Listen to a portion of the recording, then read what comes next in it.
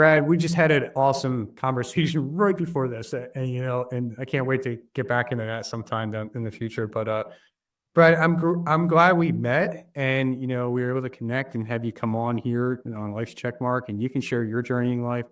So I'm just gonna leave it at that, and then you just jump in and just share with us, who's Brad today. What got you to where you are, is where we'll travel down that road.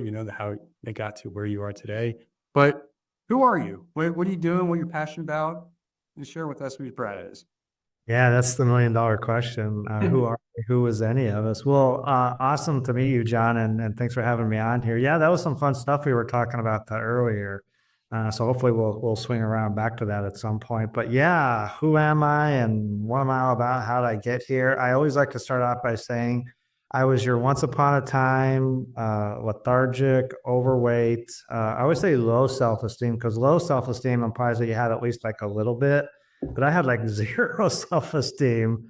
So maybe I should say lethargic, overweight, zero self-esteem, couch potato. And along the way, through the years, I've been on this journey for 15 years now. I would add in bouts of depression and then, bouts of anxiety. In some cases, severe anxiety. I actually had a pretty bad anxiety attack about 2, 3 months ago. And so, yeah, I like to say that's who I was, but who I am now is this guy that is full of life. I like to say happy, healthy, and inspired. And that's my podcast now, which we'll have you on here in a couple of weeks, but live happy, healthy, and inspired. The question is, how do you go from who you are to who you want to be? And so the way to assess like who you are is just take a look at your life and what's going on, everything that's going on, but especially how you're feeling about yourself. Are you feeling like high energy, upbeat, or whatever? That's what I always like to call your starting point. And, for some people, it is, locked in depression or locked in anxiety or something like that. And I always ask the question, well, how's that working for you? That's like a classic, textbook question, I guess. How's that working for you? And in most cases, if people are honest with themselves, they'll say it's not working. The anxiety, the depression, in some cases, the health issues, whether it's in my case, it was just obesity, but it could be other things as well, diabetes, all kinds of blood chemistry issues going on there. Wherever you are, then the question becomes, well, who do you want to be? That's another very powerful question to ask yourself: is who do you want to be in life? And so I'm all about coaching people, guiding them into creating that new identity for themselves, establishing the starting point. But then let's look at who you want to be. And I didn't understand this at all. This has taken me a long time to understand in my journey, because the first, I think, 2 years of my journey, it was all about, trying to lose weight. That's what I thought it was supposed to be about. But through a series of events and epiphanies and, life events, I realized it's not about losing weight. It's about being healthy. And that became my new identity, was who is Brad Carlson. In the beginning stages, it was Brad Carlson is health. Brad Carlson is a healthy person. And at that time, I just focused on the physical aspects of it, and so I became a recreational endurance athlete, triathlons, running. I did every 5K you could do in my community, 10Ks. I eventually worked my way up to half marathons and marathons, and then even did the Spartan runs. But along that time, I always like to say this part of my story too, I got very fit, but the fitter I got, the less healthy I got. And it's funny, the less energy I got. Well, they say if you change your eating, you eat healthy, you diet, and you're doing exercise, all that stuff, you're supposed to get more energy. Well, yes and no, but the problem I was having is I was doing all of this and I was overtraining for one. That was a problem. But later on, I would learn in my own journey, I did all of that for the wrong reasons. And that becomes a very important part of anybody's journey too, is what do you want in life? What do you want your life to be about? Why are you doing it? What is the motivating factor behind your why? And mine in the beginning was all ego. And so that's why I say I was fit, but I was becoming less and less healthy. And so I didn't understand what it meant to be healthy. So I had to go back and really assess, well, what does it mean to be healthy? And I realized that, there's certainly the physical part of it, which is what most folks know and understand. That's going to the gym or going for a walk or going to do the yoga or whatever. but I hadn't changed my mind yet. So later on, I learned there's a mental part, and then later on, I would learn there's a spiritual part, and then even, an emotional part, how I'm feeling.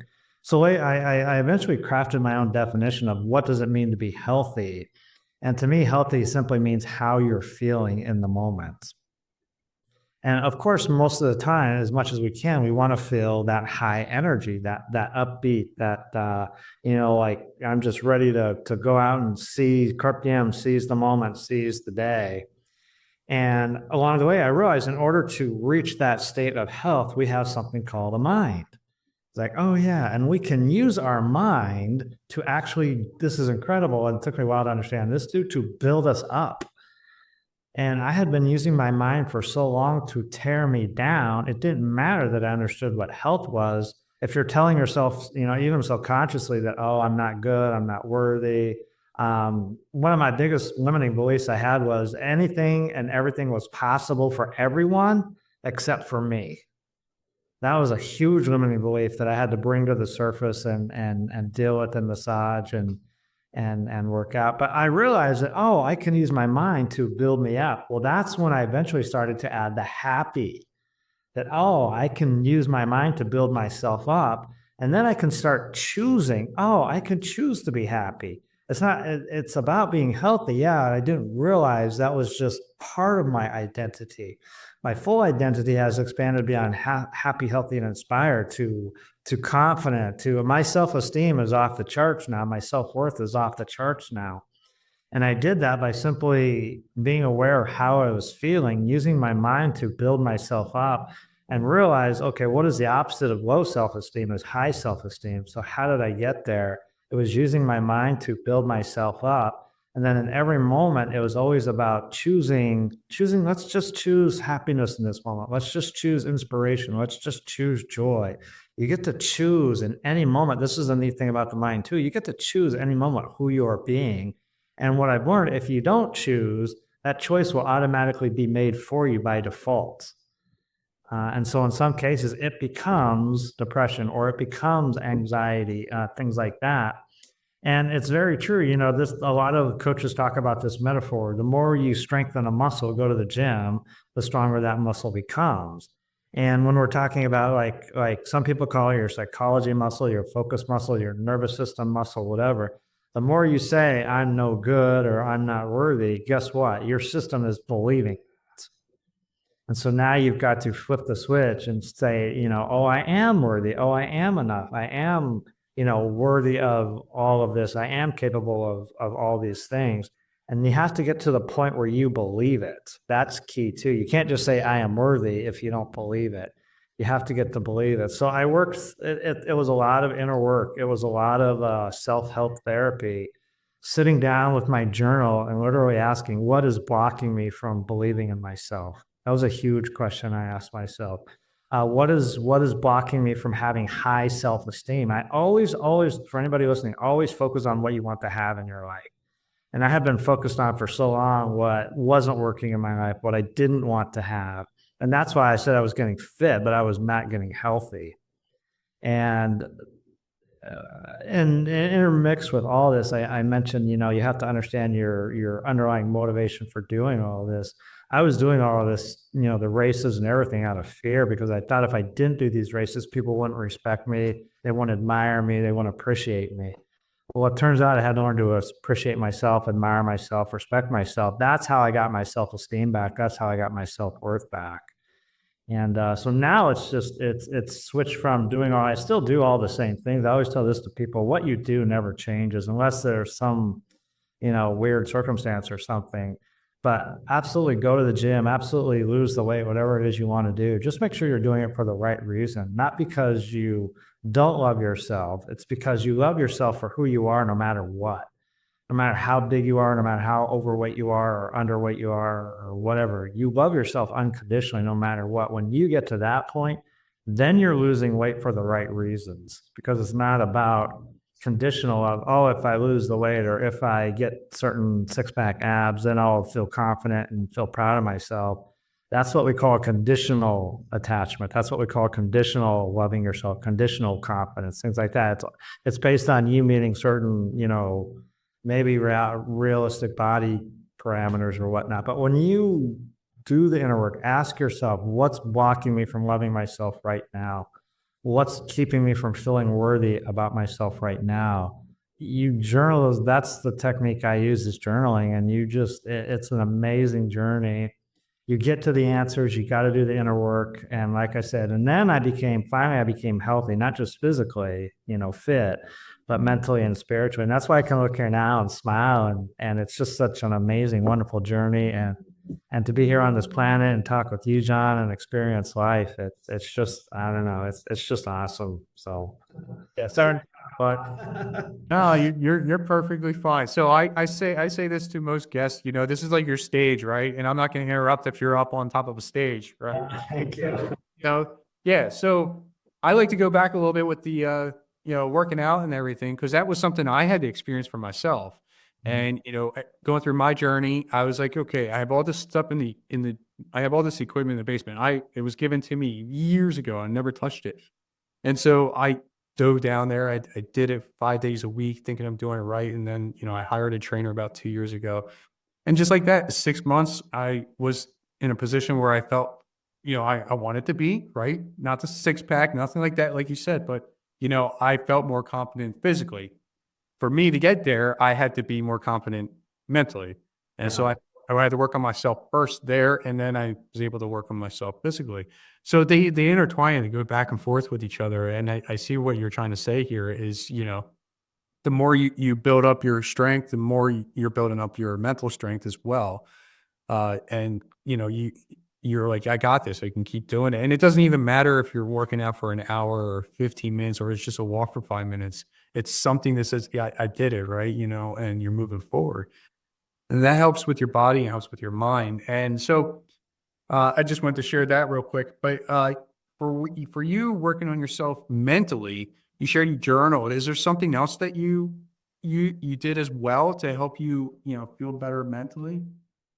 Honestly, I still do all the physical stuff to help me feel better mentally. I go for a walk every day. This morning I went for a run. I lift weights. I do a lot of body movement type training now, just to trying to teach myself a new program. I do kayaking, paddleboard, and ride my bike, weather permitting, playing with my dog. All of that stuff is kind of what I do.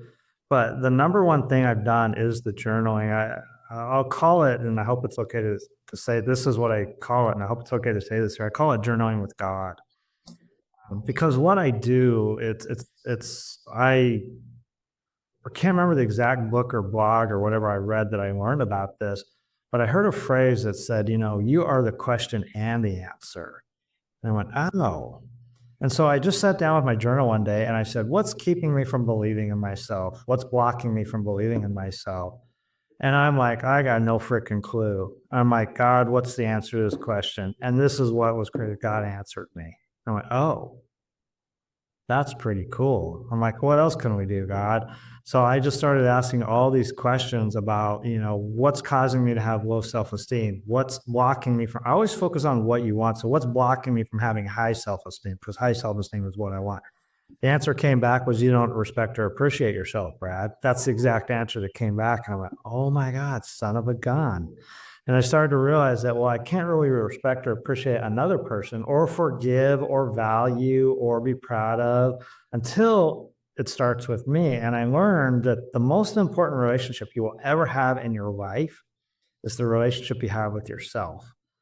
And that's what I said. I've been using my mind to beat me up for so many years. Like literally, I had this massive weight of negativity, like just plowing over my nervous system, just weighing me down because I had beat myself up. Wasn't even aware of this until just a few years ago. And so that's when I realized, oh, well, why don't I just use this mind to build myself up? But again, it's like, okay, I am worthy, but you can tell when you say a statement like that. You can ask a friend, hey, John, I am worthy. Do you really believe me when I say that? And then your friend will be honest, or you can be honest with yourself if you really believe what you're saying. If you do, then proceed on with life. But if you don't, you've got to stop, get your journal out, ask that question: what is blocking me from believing in myself? And the answer came. I didn't respect myself. I didn't appreciate myself. I didn't value myself. I wasn't even proud of myself. It's like, oh my God, like, how did I beat myself up this much? So I started, like they say, with baby steps. I said, you know what, Brad? No matter what I do today, I'm going to tell myself I'm proud of myself. So if I got up an extra 10 minutes early, I would say, Brad, good job. I'm proud of you. You got up an extra 10 minutes earlier today. And then I started looking back over my life. You know what, Brad? I got a college degree. That's pretty freaking. I got 2 college degrees. That's freaking awesome. How proud of, all these things that I could be proud of myself. Oh, Brad, you just published another podcast. I'm proud of you for doing that, Brad. And then I realized, it started with being proud of myself, but then I realized, oh, I've got to start respecting myself. There's no reason to disrespect myself. Why am I doing this? And it slowly started to learn to respect myself, learn to value myself, learn to appreciate myself. And this was a big one too. I had to learn to forgive myself. I had to forgive myself for being so freaking harsh on myself. I had to forgive myself for being my own worst enemy. And I had to start to be kind to myself. That's a big one. You've got to learn to be kind to yourself. Be compassionate, starting with yourself. Everything you want to see and experience in the world, start with yourself. And I always tell people it doesn't start with the tangible. So if I could go back, to this day one of my journey, I still remember it was November 9th or 10th, 2009. But if I could go back to that day, knowing everything I know now, right, having the hindsight of, 15 years of experience, I would start with the inner work. I would start with my journal and I would sit down. What is keeping me? I'm a couch potato now. What is blocking me from being a healthy, thriving individual? That's probably the question I would ask myself. What is blocking me from starting my transformation journey? Fear. Well, what is it about fear that's holding me back? And I always let my higher power answer the questions. Now, it's the most powerful technique exercise I've ever done. Again, I read about it in a blog or something somewhere, but anything you've got going on in your life is a reflection of what's going on in your internal world. You want to do a really, really powerful exercise? Sit down and write down everything going on in your world right now. Divorce, financial bankruptcy, business is going down the tubes. Oh, my daughter's getting married. Write down every single event you have going on in your life and go through event by event by events and ask yourself, is this what I want to be experiencing in my life? If it is, then proceed on.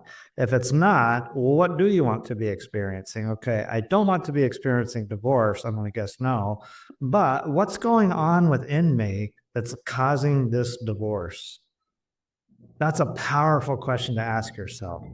What's going on within me that's causing my business to struggle? I heard a great quote from another mentor. If your business is struggling, it's because you're struggling. If your marriage is struggling, it's because you're struggling. Now, this holds true for both partners too. I would say the same thing to a husband or to a wife or whatever the partnership arrangement is. Those are powerful questions to ask yourself. Here's another powerful question to ask yourself. Anytime you're in an interaction, you're at a stoplight and the stoplight's not working and you're losing your patience. A very powerful question to ask yourself is, what does this say about me? Oh, it says I'm an impatient person. Oh, is that who I really want to be? Is that how I want to show up in the world, as an impatient person?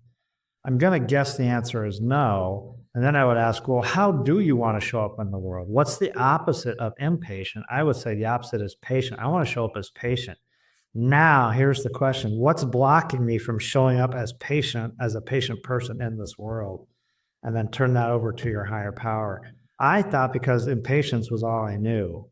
I didn't understand the whole yin yang dynamics, that there's an up and a down, a left and a right, a night and a day. There's a patience, there's also an impatience.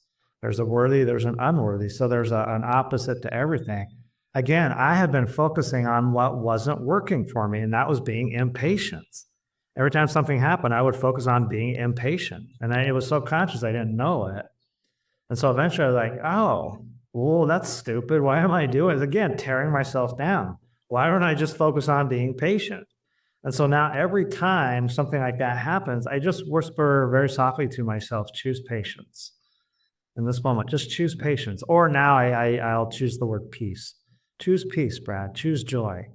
And it's just a gentle reminder to myself that this is how I want to show up. And what happens when you do that is you're training your system more and more, going to the gym to build yourself up. And I wake up nowadays a lot more refreshed and alive. And I call it your joie de vivre or joy of life. And yeah, it's a back to your original question. What do I do? Yeah, I walk. I do all of that stuff. But for me, journaling, I call it journaling with God, has been by far the most powerful exercise I have ever done. And I'm going to start teaching some workshops on that here starting next year. But I kind of my marketing tool is maybe like you, John. I've spent thousands and thousands and thousands of dollars on business mentors, on personal development workshops and seminars. Some of the best in the world: Jack Canfield, Tony Robbins, Mark Divine, to name a few names. The Navy SEAL guy, Mark Divine. I've read hundreds and hundreds of books. I've written a couple books myself. Sometimes I say, if I would just do what I wrote in my book, I have taken hundreds or spent hundreds of dollars, thousands of hours in courses, online courses, this credential, that credential, this certification, this other certification. All of it has helped. It's definitely been beneficial. Don't get me wrong. But the most powerful exercise I've ever done is this journaling with God exercise. And it hasn't cost me a penny. It just cost me a few dollars for a notebook and a pen. Notebook, and I go through one of those, not 3-ring binder, but spiral notebooks, got about 100 pages. I write something back. I go through about one of those about every 2 weeks to a month. It kind of depends. So it's a regular habit of mine. Anytime something comes up, oh, I'm feeling, you feel a block of energy flow in you. And I liken that to a kink in the hose. You've got a kink in your energy flow. So I'll sit down and just ask, well, what's blocking my energy flow today? Oh, because I'm worried about this project or something. And again, I'm focusing on what I don't want. So you have to ask yourself, what's the opposite of being worried about something? Well, get excited that it's going to work out. And that's how you shift your mind, is you focus on the opposite thing. Well, what if it does work? Oh my God, I'm going to be super excited if I publish this book, or if I, whatever it is you're doing. So yeah, back to your original question again. Good. It's funny you brought that up, because I was just listening to something before this podcast episode about procrastinating, and it's really just people having that fear, right? And so once you go past that fear, then you can see what you're able to do on the other side. Yeah, so real quick, that's a great one. So procrastinating, what's the opposite of procrastination? We'll say it's effective use of time. Something I just that. So then you get your journal out and ask the question, what is blocking me from making effective use of my time? These are huge, very powerful. What fear do I have that's not moving me forward? Yeah, stuff like That's that. another one. That's another one. But I like to, instead of focusing on the fear, I like to focus on, the joy. So what can so I always ask myself, what is blocking me from making effective use of my time? Then once I understand, oh, it's because I have a fear of da, da, da, da, da, then I ask myself, well, how do I break through this fear? That's what I asked God, actually. I said, God, what needs to happen in my life in order for me to break through this fear, which is causing me to procrastinate? Because now pretty much everything in our life is a belief that we have about something. And that belief oftentimes is rooted in something that we fear. I feared I wouldn't be worthy, that I wouldn't be respected if I didn't do these races. So yeah. So yeah. Yeah. Just to go off of that, I had I'll share this with you. I have a vision board. I made almost probably close to 2 years now. And one of them is being a speaker. And this is, and I never spoke. So and I just told you before. I think you're a great speaker. Thanks. But before I hit record, I was just sharing with you, I will be speaking at event somebody else's, and then I'll be doing mine. And then I have another one after that too, that I'll be speaking at. And I'm already trying to do more, and I have yet to do one, right? So it's just like, you feel it. You feel something coming, like you have to do it because something else is going to happen on the other side. And you're going to break through it. And just so much that is going to flow to you, right? That's how I'm looking at it for myself. And I believe a lot of other people can look at it that way for whatever it is they want to experience. It's just that one thing they have to just push through, and it's just gonna, the gates are gonna flood open, stuff like that. Yeah, I say this a lot too. We're so conditioned in our culture, about this idea of working hard, and most of the time when we hear that, we think that means our job. What we do from 8 to 5. Work hard, work hard. Rarely do we think that means on ourselves, on our own personal growth and development. So, yeah, how did I go from overweight, lethargic, zero self esteem, zero self worth, couch potato to this happy, healthy, and inspired, budding entrepreneur slash author slash speaker slash podcaster slash, all of this? I spent, I've spent hundreds and hundreds of hours journaling with God. That's really what it's been about. I mean, it's a habit now, so I probably spend at least 30 minutes a day. I've been working on one lately. I've had this bad habit of comparing myself to others. Well, how come I'm not a millionaire yet? Or, God, why didn't you make me 6'6", 250 pounds with a rocket arm to be a quarterback in the NFL? And it's been a journey for me, continuing self-love and self-conditioning, self-compassion, realizing that, that wasn't my journey, that my life now is my journey. And this is the journey that, a higher power of the universe has picked for me to have. I'm like, oh my God, that's freaking cool. Like out of all the people to pick, the universe, whatever, picked me for this specific path, for this specific purpose. I used to think, that to be fulfilled in life, to have this sense of purpose, I used to think that that was connected to what I was doing in life.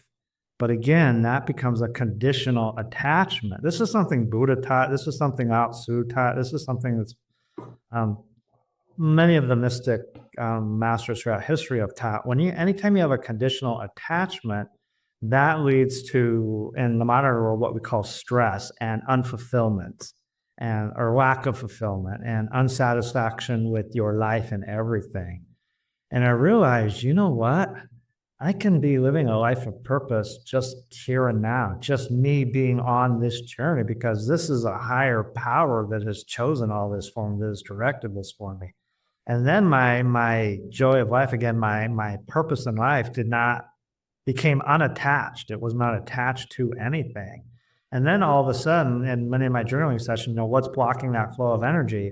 When I realized that, oh, my purpose in life is not attached to what I'm doing, then the energy channel just opened up. If you're familiar with the chakras and the energy channels, you'll feel that energy flow, just like, the heart chakra here up through your, the third eye and out the top of your head.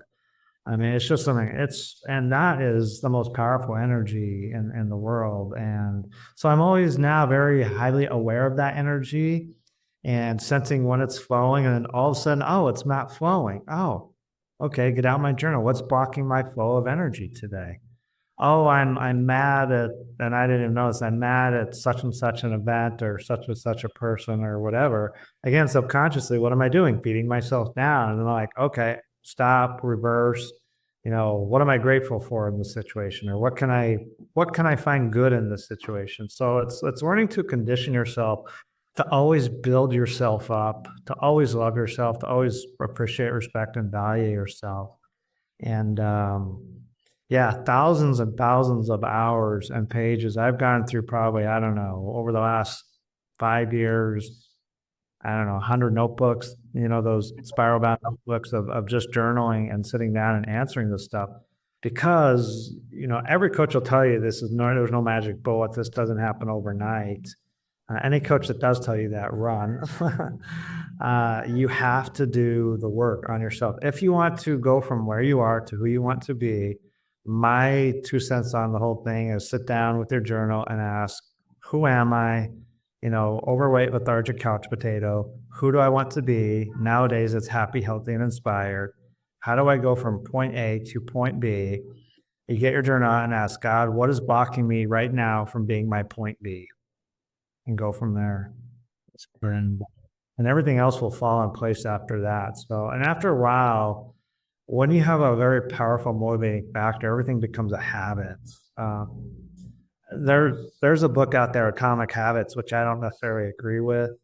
It is about doing baby steps, but it's not necessarily, oh, do this every day for 20 days, it'll be a habit, or 60 days, or 6 months. Or I know people that have exercised for 2 or 3 years. It's still not a habit because they're doing it for the wrong reason. I know I've worked with a lot of, I always use this example. I've worked with a lot of military clients over the years as a personal trainer that spent 4 years, 8 years, 12 years in the military. That's a lot of discipline. They're very discipline oriented individuals. And you think with all that discipline, they would continue the physical exercise regime, once they get out. But I can't tell you how many, as soon as they get out of the military, they let themselves go.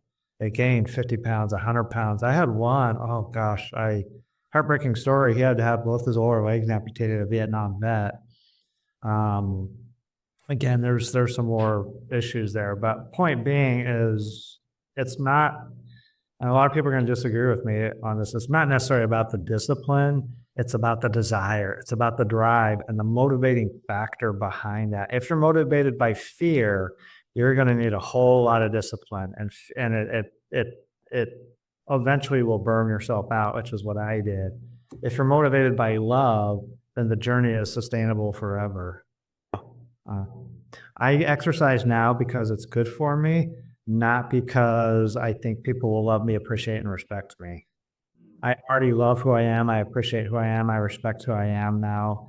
And so I realize I can still exercise, but now the motivating factor behind it is very different. It's because I love myself. I appreciate myself. I would work with a new client now on just learning to love yourself first, respect yourself first, because without that, your journey is not going to be sustainable. It's going to be motivated by fear and discipline as opposed to peace and love and compassion and desire. So. Right. This is awesome. Yeah. So, I mean, what are you doing to inspire and help others right now? What resources do you have? I have, if I could show it, is that okay? I have my book. Take, Oh, if I could do it like that. This tells my entire journey and everything I've been talking about here. And if you want to go from point A to point B and how to do it, this is a step-by-step manual to do it. Yeah, I'm open to just getting my story out. Thank you, John, for having me here today. But just supporting, I think the greatest thing out of all of this, it's not what we do, it's who we are. It's the energy that we bring to what we do. And you can show up, full of life, full of joy. You can love yourself unconditionally, irregardless of what it is you're doing. And that's the true secret of life. Learning to love yourself unconditionally, learning to find your purpose unconditionally, learning to respect yourself unconditionally, learning to find your joy of life unconditionally. Buddha would say non-attachments, and that's what it is. And when you understand that basic principle, life becomes easy. Life becomes in the flow, and you will absolutely, like my book, take back your life. That part's not easy though, because like I said, you have to do the work on yourself. You have to do the mental push-ups, the journaling sit-ups. Most people aren't conditioned to do that. So I would say, yeah, work harder on yourself. Just what Jim Rohn said, my favorite quote, work harder on yourself than you do your job. Work harder on yourself, commit to yourself, go full out with yourself. Give yourself your absolute very, very best, more than anything you've ever done in your life to get to your point B. And I guarantee it won't be easy, but I also guarantee you will get there. And when you get to that other side, you see it's just, I'm so full of peace now. I'm so full of just love for life and love for my life. Uh, yeah, it's a wonderful, and yeah. yeah, you're right. And I highly suggest you find other people to hang around with that can lift you up instead of the ones that are bringing you down. If there are people around you bringing you down, and you can That's part of it too. Your tribe, as we talk about, off camera, your tribe, absolutely. Yeah. yeah, and it's just like jumping on a podcast like this. You just listen to the stories that are being told, and you can learn just that way. You don't have to go out there and meet somebody right away. You work your way up. And I know you mentioned journaling. I meditate sometimes, so but you just start doing that. 5 minutes, even less, if you wanted to, just to you know just sit there in silence if you can, or if you're listening to something, it is what it is. It's your choice. it's just a way to escape in a little bit and find yourself inside and say, I got this, and everything's going to be okay. Everything is okay. You have to be. It really is. And when you believe that from your heart, your life will be a lot better right away. Yes, and you share that, how you say, "Oh, thank you for what you're proud of what you have, proud of what you did." A lot of people forget all that. A lot of people forget everything that they did to get to where they are today. Not they look at all the bad stuff, but not the good stuff, right? And you got to remember, like, hey, I did this, I did that, right? Yeah, that's exactly what I had to do and how I started. Yeah, I'd forgotten all the good stuff I'd done and just been focusing on the bad stuff. Yeah. I should point out too for anybody listening, the start of my journey 15 years ago, I had no money, I had no training, I had no knowledge, I had no skills. I didn't hire, I don't even know if health coaches existed 15 years ago. Maybe that was just very beginning. I didn't have money for a personal trainer. I didn't know anything about anything. And it started, so again, the baby step, this one small step, watching a YouTube video, picking up this book, reading a journal, a blog. I was coaching sports at the time. So I learned a lot by coaching cross country and just talking to other coaches about things like nutrition and psychology. And I did go to several high school cross country coaching camps, learned a lot of stuff there. So you just start learning one thing at a time. But you have to be 100% committed to your new identity. That's the most important part of all this. Who do you want to be? And then be that person. Yeah. And yeah. That's exactly right. So you mentioned your podcast as well, that people can connect with you there. So, Brad, I have one question I got to ask you. Yeah, I'm sure you share a lot of it already, but what are 3 key things you've learned and used along your journey? 3 key things. One, you have to know who you are, who you want to be. You have to be able to ask and answer, what do you want your life to be about? And you have to continue to make the focused effort, consistency, and determination on yourself, not your job. Your job is to better yourself mentally, physically, spiritually, emotionally. Um, yeah, and my book will teach anyone listening how to do that. That's good. That's good. Awesome. Brad, I appreciate you coming on. You share a lot. Like you shared how you could just go from, anxiety and depression and just, how you got through it, how other people can get through it just like you or other ways. Go ahead. Oh, you just mentioned anxiety. If I could say one thing real quick. Yeah. So I realized I had this anxiety attack 3 months ago. And so I got my journal out and I asked myself, what's going on inside of me that was causing me to be anxious? And it turns out the answer that came to me was I was worried about achieving my goals. Oh, that's the answer my higher power gave me. So then I asked, well, what's the opposite of worrying about achieving my goals? It's being excited about achieving my goals. And I realized the root cause of all anxiety is worry. You're worried about what may or may not happen or something like that. But what if you focused on the opposite? What if you focused on the opposite? Hey, this is going to work out. And that I haven't had any anxiety in the last 6 months. So That's great. Yeah, thank you for sharing that. We got that just in time. Yeah. thank you.